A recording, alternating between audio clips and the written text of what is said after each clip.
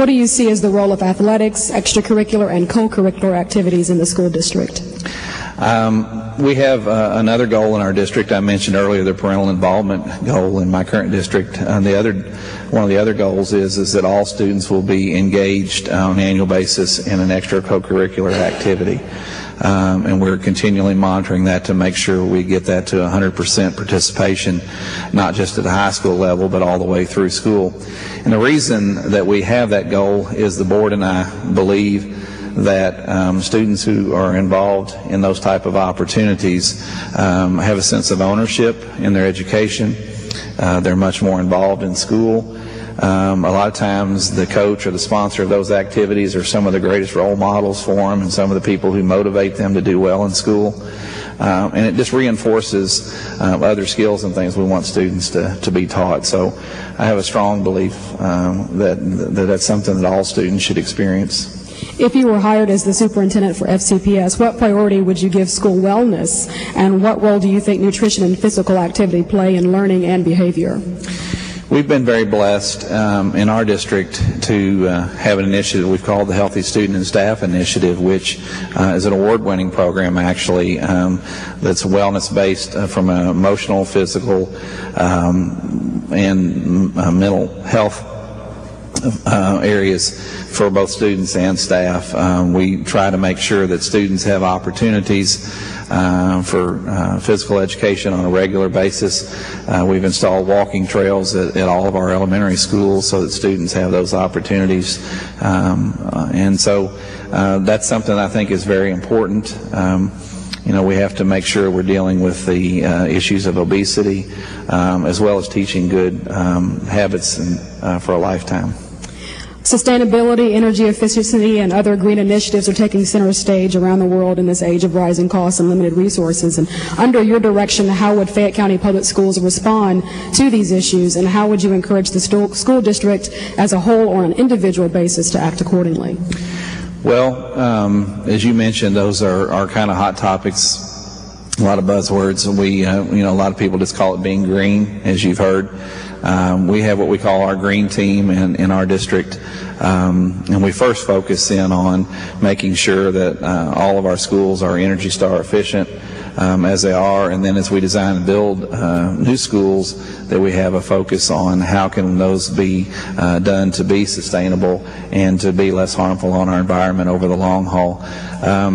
What we've seen is by the district initiating that, we've actually been able to have schools and staff step forward, even students step forward with ideas and ways to make sure that happens, because the students are concerned about their environment and their world as well.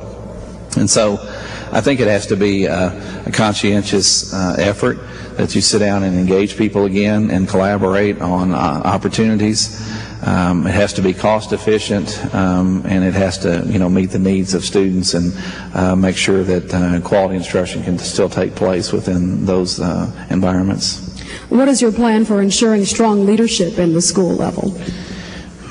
Well, there's a couple different things that I would highlight on school level leadership. First of all, I'd just make a comment though about leadership in general. Just as I said earlier, it's obvious in this district how strong the leadership's been from the board level on down because of the achievements that we continue to see and the results that have happened in this district. And so I say that because I really do believe everything rises and falls on leadership.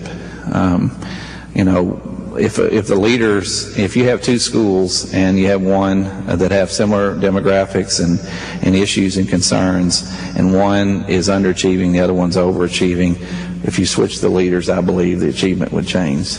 That's how much I believe leadership has an impact. And so through the district level, obviously we have to be engaged with the schools and with the school councils to make sure that we train them properly and collaborate with them on the selection of school principals. We have to help them by providing the right professional development and training for potential administrators. For example, in our district we have a program we call Pilot, which is where we tap budding administrators on the shoulder and try to grow our own. And I think that has to be a focus. I can tell you I wouldn't be sitting in this seat if Stu Silverman hadn't tapped me on the shoulder a few years ago and said, hey, isn't this something you ought to think about doing in your career? And so we have to have those. You have to have mentors and supporters for those budding administrators. But ultimately it comes down to making sure that you have succession like has been built in this district, so that when the superintendent changes, that leadership that's there currently can sustain, and you certainly have that here in Fayette County. How do you plan to move Fayette County schools forward to be above and beyond other school districts? Well, my first thing I would say to that is that as I look back, again, over the reasons that I applied for this job to begin with, I alluded to this earlier, that I really believe this can be the best school district in the country because of all the opportunities and resources that are here. And as I think about that, I think, well, to be able to sustain that and to keep moving in that direction, we're going to have to and continually involve and engage the community to do that. I mean, it's going to take every single one of us. It's going to take the will of the community to make that happen. And then it's going to take putting the right systems and structures in place to do that. It can't purely be my vision or my goal. It's got to be the goal or the vision of the community. And my job would be to support what the board and what the community would want to see there. And I believe that's something that's really achievable here in Fayette County. What program or procedure do you use currently to track the growth of each student from year to year? And what are the pros and cons of the system that you use? And how is that data clearly communicated to the parents of each student? We currently use measures of academic progress, or MAP, which is also used here in Fayette County. We've used it for a little over 12 years now. I think that's about right in our district. And we actually use it as an instructional tool to help teachers be able to gauge progress and growth. It'll measure where a student is at grade level, and we have a target measures there we try to reach, and then we can predict a year's growth in reading and math, and we can measure that as it's assessed at least twice, if not 3 times a year for each of our students. And I know that tool as an instructional tool, along with good formative assessments that are used in the classroom, are the type tools teachers need to see to make sure that students are growing and making the progress that they need to make. How visible will you be in the schools, and will you have an open door policy? I answered the second part first. Absolutely, open door policy. I've never turned down a meeting with anybody in my life, and never would. Everybody has the right to be heard, and I certainly respect and want to hear from everybody, and would be willing to do that.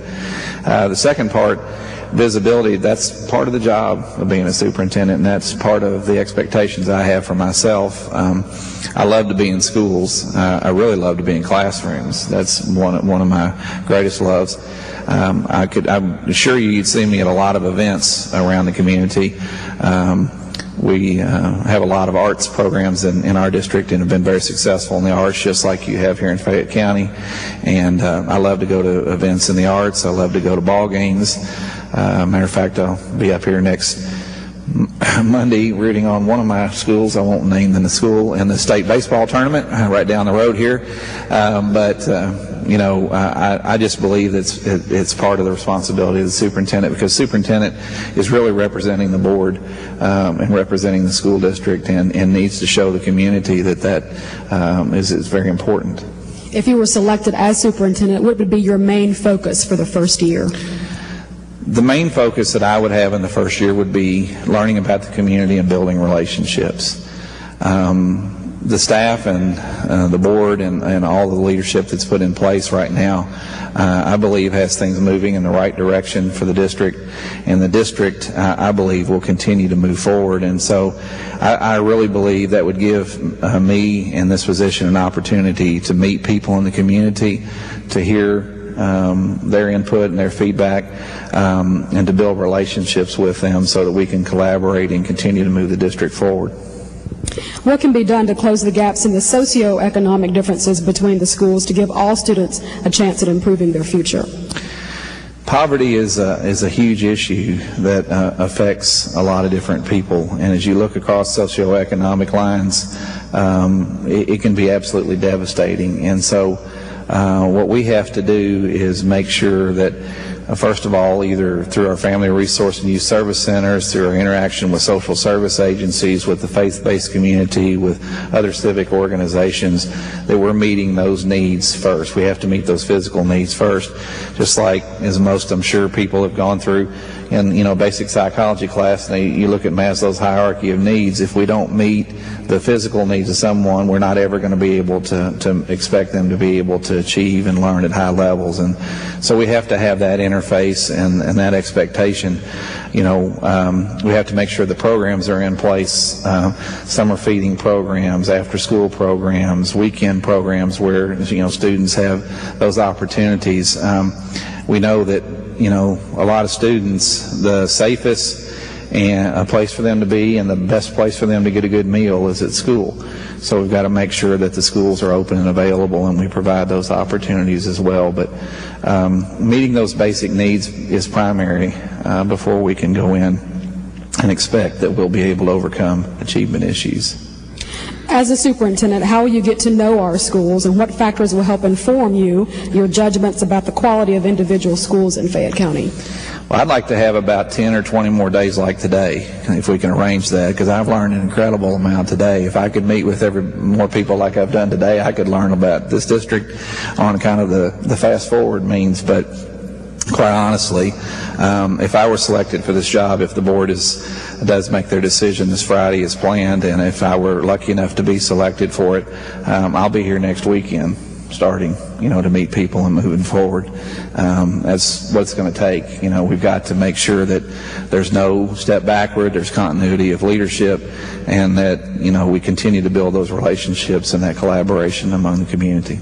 Mr. Shelton, thank you very much, and we want to also thank the hundreds of folks who sent in questions, all these great questions that were distilled down to the few that we had an opportunity to discuss with you tonight. But before we end the forum, we'd like to give you a few minutes just to make some closing remarks. Okay. Thank you again for being here tonight. I just want to say that congratulations is due to the school board and to all the members of this community for the great progress that's been made.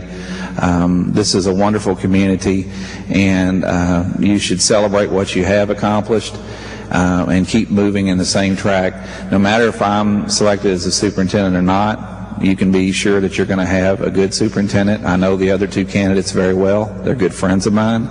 And I feel very good about all three candidates. And what I look forward to is seeing this district move forward no matter what happens. But I do thank you for the opportunity to be here and to learn more about your schools and to have this possibility of becoming your superintendent. Thank you. Thank you, Mr. Shelton, and thank everyone for being here tonight. And we'll see you back same time, same place tomorrow night for the third and final round. Thank you.